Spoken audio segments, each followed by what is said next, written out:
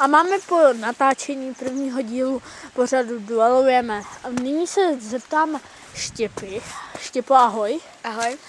Jaké to bylo? Bavilo tě to? Ano. Co? No, nemusíš nám prozrazovat, jestli jsi vyhrál či ne, ale i tak, přihlásíš se příště zas? Určitě. Tak to je hlavní. Prosím tě, na co bys upoutal diváky, aby se na to podívali? Co bych udělal?